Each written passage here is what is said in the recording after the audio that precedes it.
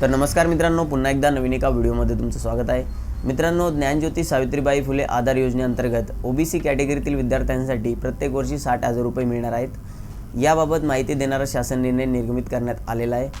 आपल्याला जर या योजनेचा लाभ घ्यायचा असेल तर त्यासाठी काय पात्रता असायला पाहिजे, काय कागदपत्र लागणार आहेत, अर्ज कसा करायचा, याबाबतची संपूर्ण माहिती आपण या व्हिडिओच्या माध्यमातून जाणून घेणार आहोत। तर छोटीशी व्हिडिओ आहे, शेवटपर्यंत नक्की पहा।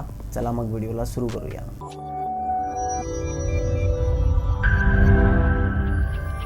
तर आता इथे पहा मित्रांनो, इतर मागासवर्ग, विमुक्त जाती व भटक्या जमाती आणि विशेष मागास प्रवर्गातील उच्च शिक्षण घेणाऱ्या विद्यार्थ्यांसाठी ज्ञानज्योती सावित्रीबाई फुले आधार योजना यासाठी निकष व अटी लागू करण्याबाबत हा शासन निर्णय आहे। मित्रांनो, याआधी 13 डिसेंबरला सुद्धा एक शासन निर्णय घेण्यात आलेला होता, ज्या माध्यमातून ही माहिती देण्यात आलेली होती।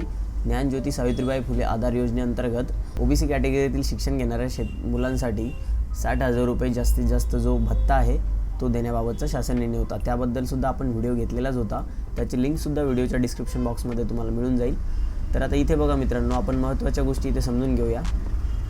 तर मित्रांनो, विशेष मागास प्रवर्गातील उच्च शिक्षण घेणाऱ्या विद्यार्थ्यांना प्रति जिल्हा 600 याप्रमाणे मित्रांनो, म्हणजे प्रत्येक जिल्ह्याला 600 मुलं आहेत आणि एकूण आहेत मित्रांनो 21,600 अशा विद्यार्थ्यांना ज्ञानज्योती सावित्रीबाई फुले आधार योजना राबविण्यास संदर्भ 13 डिसेंबर 2023। जसं की मित्रांनो, मी तुम्हाला आत्ताच बोललो आहे की 13 डिसेंबरला एक शासन निर्णय आलेला होता, त्यानुसार मित्रांनो मान्यता देण्यात आलेली आहे। आता मित्रांनो, या शासन निर्णयाच्या माध्यमातून इथे काय निकष व इतर अटी शर्ती काय असणार आहेत ते इथे सांगण्यात आलेले आहेत। आता याआधी आपण समजून घेऊया मित्रांनो की 60,000 रुपये कसे दिले जाणार आहेत। त्यासाठी आपल्याला दुसरा GR ओपन करायला लागणार आहे। 13 डिसेंबर 2023चा GR होता, ज्यामध्ये माहिती देण्यात आलेली होती, जर मित्रांनो तुम्ही मेट्रो सिटीमध्ये शिक्षण घेत असाल तर तुम्हाला इथे जास्तीत जास्त 60,000 रुपये दिले जाणार आहेत। त्यामध्ये मित्रांनो 32,000 रुपये भोजन भत्ता असणार आहे, राहण्यासाठी जो भत्ता दिला जाणार आहे तो 20,000 रुपये आणि निर्वाह जो भत्ता आहे तो 8,000 रुपये।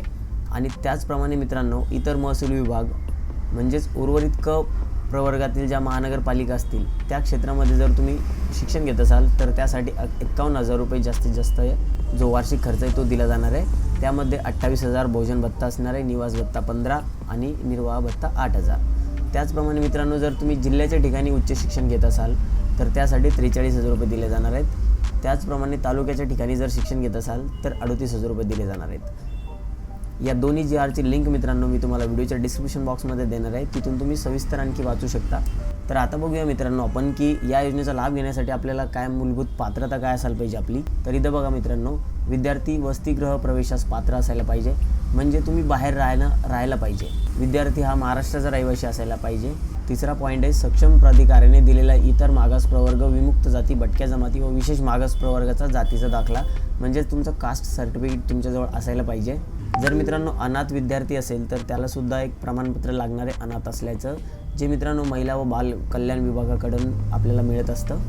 जर मित्रांनो विद्यार्थी दिव्यांग असेल तर त्याचंसुद्धा एक 40% जास्त दिव्यांग असल्याचं जे सर्टिफिकेट असतं ते सुद्धा तुमच्याजवळ असायला पाहिजे।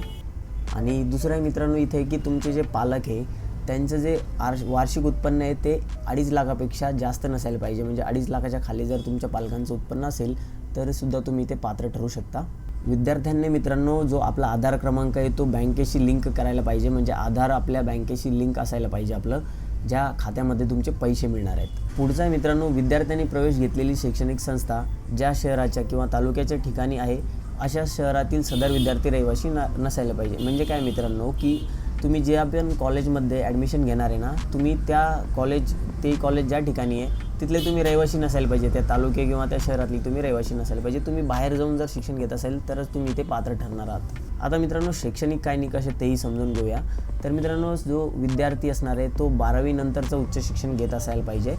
आणि मित्रांनो इथे गुण किती असायला पाहिजे त्याचासुद्धा एक पर्सेंटेज दिलेलं आहे। तर मित्रांनो जर तुम्ही व्यावसायिक किंवा बिगर व्यावसायिक शिक्षण घेणार असेल, त्यासाठी जर तुम्ही ॲडमिशन घेतलेलं असेल तर मित्रांनो किमान तुमचे जे 12वीचे टक्के आहेत ना ते 60पेक्षा जास्त असायला पाहिजे। तर महत्त्वाचं म्हणजे मित्रांनो या योजनेअंतर्गत जे तुम्हाला प्रवेश मिळणार आहे ना ते जर तुम्ही व्यावसायिक शिक्षण घेणार असाल, म्हणजे बिझनेस रिलेटेड जर तुम्ही शिक्षण घेत असाल तर तुमच्यासाठी 70% जागा उपलब्ध राहणार आहे। आणि बिगर व्यावसायिक जर शिक्षण घेणार असेल तर त्यासाठी 30% जागा उपलब्ध राहणार आहे। मित्रांनो निवडलेला विद्यार्थी संबंधित अभ्यासक्रम पूर्ण होईपर्यंत लाभास पात्र राहणार आहे आणि जास्तीत जास्त किती वर्षे हे तुम्हाला पैसे मिळणार आहेत त्याचंसुद्धा आपण समोर बघणारच आहोत. तर जोपर्यंत तुमचं शिक्षण सुरू राहणार आहे तोपर्यंत तुम्हाला या योजनेचा लाभ मिळत राहणार आहे. मित्रांनो, जे तुमचं कॉलेज असणार आहे ना ते सुद्धा मान्यता प्राप्त असायला पाहिजे आणि जे तुम्ही शिक्षण घेणार आहे ना ते सुद्धा मान्यता प्राप्तच असायला पाहिजे. म्हणजे तुम्ही कुठल्याही शिक्षणासाठी जर ॲडमिशन घेत असाल जे मान्यता प्राप्त नाही आहे तर तुम्हाला या योजनेचा लाभ नाही मिळणार आहे. आणखी एक महत्त्वाचं इथे मित्रांनो लक्षात घ्या, तुम्ही जर ग्रॅज्युएशन किंवा पोस्ट ग्रॅज्युएशनसाठी जर मित्रांनो तुम्ही एक पर्टिक्युलर अभ्यासक्रमासाठी या योजनेचा लाभ घेत होता आणि ते जर तुम्ही मित्रांनो मधातच सोडलं आणि पुन्हा जर तुम्ही एखाद्या दुसऱ्या अभ्यासक्रमासाठी जर प्रवेश घेतला तर मग तुम्हाला पुन्हा या योजनेचा लाभ नाही मिळणार आहे. तर हेही तुम्हाला लक्षात ठेवायचं आहे. आणि मित्रांनो, या योजनेचा लाभ मिळवण्यासाठी विद्यार्थ्याची जी महाविद्यालयीन उपस्थिती ना ती किमान 75% असायला पाहिजे. म्हणजे असं नाही आहे की तुम्ही ॲडमिशन घेतलं आहे आणि तुम्ही ज्या कॉलेजमध्ये जातच नाही आहे, तुमची उपस्थितीच नाही आहे तर तुम्हाला या योजनेचा लाभ नाही मिळणार आहे. जर याबद्दल काही शंका वाटली तर तुमच्या महाविद्यालयामध्ये जाऊनसुद्धा याची चौकशी केली जाऊ शकते. मित्रांनो, जो संबंधित विद्यार्थी म्हणजे योजनेचा लाभ घेणारा विद्यार्थी आहे तो हे पूर्ण शिक्षण होईपर्यंत या योजनेसाठी पात्र राहणार आहे.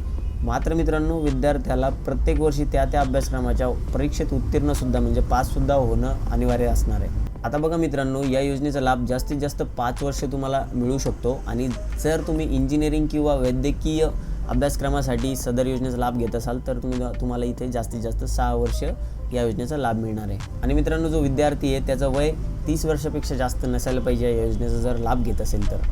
मित्रांनो, जर बघा तुम्ही मध्ये 12वी नंतर शिक्षण बंद केलेलं असेल आणि गॅप घेतलेले असेल आणि पुन्हा तुम्ही ॲडमिशन घेताय तरीसुद्धा तुम्ही या योजनेमध्ये पात्र ठरणार आहे. फक्त एकच अट आहे की तुमचं वय जे आहे ते 30 वर्षापेक्षा जास्त नसायला पाहिजे. अशाच प्रकारचे मित्रांनो अजून काही निकष इथं देण्यात आलेले आहे, परंतु जे काही महत्त्वाचे होते ते आपण इथे समजून घेतलेत. आणि अजून तुम्हाला व्यवस्थित सविस्तर वाचायचं असेल तर याची लिंक मी व्हिडिओच्या डिस्क्रिप्शन बॉक्समध्ये तर देणारच आहे. आता मित्रांनो, इथे समजून घेऊया की या योजनेचं जे काही आरक्षण असणार आहे ते कशा प्रकारे राहणार आहे. तर मित्रांनो, इतर मागास प्रवर्गासाठी 59% राहणारे जागा ज्या असणार आहे त्या, आणि विमुक्त जाती व भटक्या जमाती ज्या असणार आहेत त्यांच्यासाठी 34 राहणार आहेत, 34%.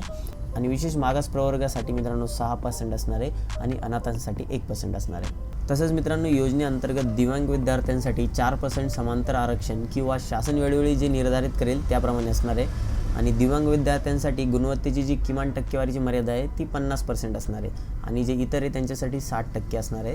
आणि या योजनेअंतर्गत मित्रांनो महिलांसाठी 30% समांतर आरक्षण किंवा शासन वेळोवेळी जे काही निर्धारित करीत असते त्याप्रमाणे असणार आहे. तर मित्रांनो, आता योजनेचा लाभ मिळवण्यासाठी आपल्याला आवश्यक काय कागदपत्रे काय डॉक्युमेंट्स लागणार आहेत ते समजून घेऊया.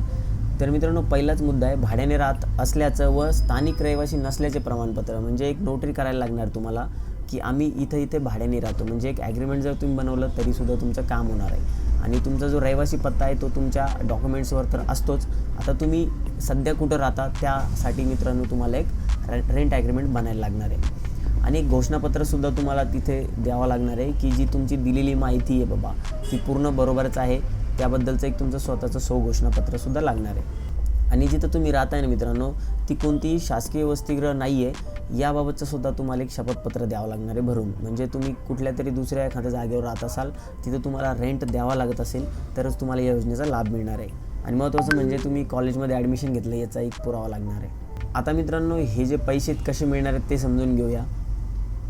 तर मित्रांनो, विद्यार्थ्याचा ऑनलाईन किंवा ऑफलाईन अर्ज जेव्हा मंजूर होईल त्यानंतर 7 दिवसामध्ये हे पैसे तुम्हाला मिळणार आहेत. तर पहिला हप्ता मिळणार आहे मित्रांनो जून ते ऑगस्ट या महिन्यांसाठी, दुसरा मिळणार आहे सप्टेंबर ते नोव्हेंबर या महिन्यांसाठी, तिसरा मिळणार आहे डिसेंबर ते फेब्रुवारी या महिन्यांसाठी आणि चौथा मिळणार आहे मार्च ते मे या महिन्यांसाठी. तर याप्रमाणे मित्रांनो हे पैसे मिळणार आहेत. आता मित्रांनो, अर्ज कसं करायचं आहे ते तुम्हाला इथे समजून घ्यायचं आहे. तर मित्रांनो, प्रत्येक वर्षासाठी तुम्हाला अर्ज द्यायला लागणार आहे, कारण की असं होऊ शकतं की तुम्ही एखाद्या वेळेस नापास होणार आहे किंवा तुम्ही 1 वर्ष शिक्षण घेतलं आहे पुन्हा तुम्ही पुढे शिक्षण घेत नसणार आहे. तर प्रत्येक वेळी तुम्हाला अर्ज करायचा आहे. आणि मित्रांनो, जिल्हा सहाय्यक संचालक जे असतात म्हणजे इतर मागास बहुजन कल्याण जे विभाग असतो त्यांच्याकडे मित्रांनो तुम्हाला नमुन्यात दिलेल्या प्रमाणे प्रवेशासाठी अर्ज करायला लागणार आहे. ऑनलाईन अर्ज कशा पद्धतीने करायला लागणार आहे त्याबद्दलची माहिती अजून समोर आलेली नाही आहे. जेव्हा येईल तेव्हा आपण आपल्या चॅनलवरती व्हिडिओ नक्की घेऊया. तोपर्यंत मित्रांनो, दिलेली माहिती तुम्हाला कशी वाटली, अजून ही माहिती तुम्हाला सविस्तर वाचायची असेल तर व्हिडिओच्या डिस्क्रिप्शन बॉक्सला नक्की चेक करा. तिथे मी तुम्हाला दोन्ही GRची लिंक देणार आहे. आणि आपल्या चॅनलवरती पहिल्यांदाच आलेलं असेल तर चॅनल नक्की सबस्क्राईब करून ठेवा. भेटूया मित्रांनो नवीन माहितीसह नवीन व्हिडिओमध्ये. तोपर्यंत धन्यवाद.